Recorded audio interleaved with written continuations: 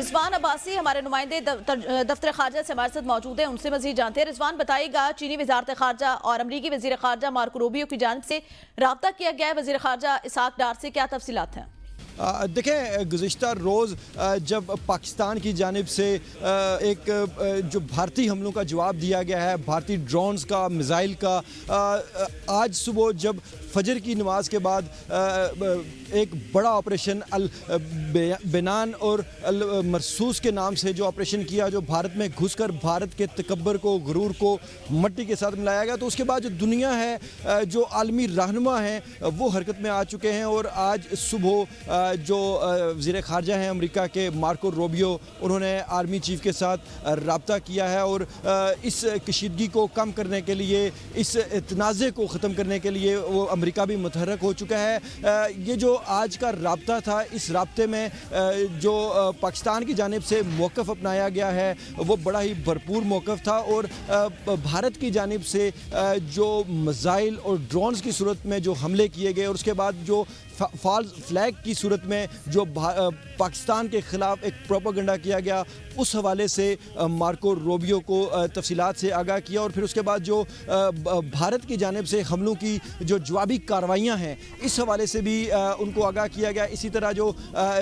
چین کی جانب سے رابطہ کیا گیا، اس حوالے سے بھی جو پاکستان کی جانب سے جو موقف تھا، جو سٹانس تھا، وہ بڑا ہی بھرپور تھا، اور دو ٹوک انداز میں پاکستان نے اپنی سالمیت، خود مختاری اور وقار کی بات کی ہے۔ پاکستان نے یہ پیغام دیا ہے کہ پاکستان کسی صورت اپنے وقار پر اور خود مختاری پر کمپرومائز نہیں کرے گا۔ اگر ہم بات کریں سفارتی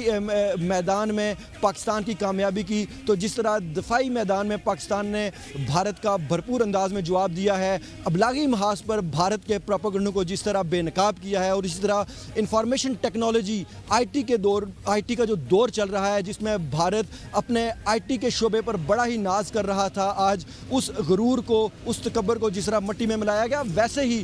پاکستان گزشتہ کئی دنوں سے جو سفارتی میدان میں جو پاکستان کی اسٹریٹجی ہے، جو پاکستان کا لائے عمل ہے،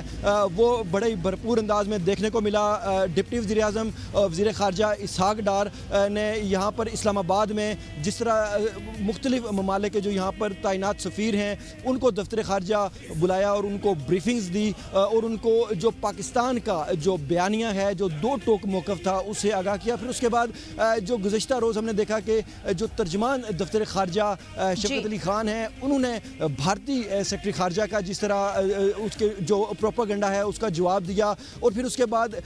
آج صبح پاکستان کے ان تمام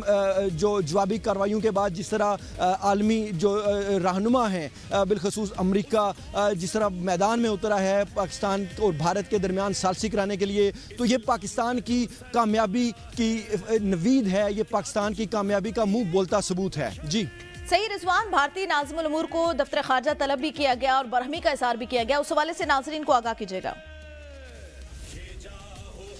دیکھیں، جو ہی فالز فلیگ آپریشن ہم کہیں گے اس کو، بھارت کی جانب سے جو ایک پروپیگنڈا کیا گیا، اور پھر اس کے بعد کئی دن ہم نے دیکھا کہ ہر ایک چڑھتے سورج کے ساتھ جو بھارت کا پروپیگنڈا تھا، جو بھارت کی جانب سے پاکستان کے خلاف جو سازشیں کی جا رہی تھی، حملوں کی دھمکیاں دی جا رہی تھیں، تو اس پر پاکستان نے جو بھارتی ناظم الامور ہیں ان کو یہاں پر دفتر خارجہ میں طلب کیا اور ان کو ڈیمارش پیش کیا، اور جو مراسلہ بھارتی ناظم الامور کے ہاتھ میں تھمایا گیا، اس میں پاکستان نے سختی کے ساتھ جو بھارتی پروپیگنڈا ہے، جو بھارتی حملے ہیں، چاہے وہ میزائل کی صورت میں ہوں، ڈرونز کی صورت میں ہوں، اس کی بھرپور انداز میں مذمت کی ہے، اور بھارت کا جو مکروہ چہرہ ہے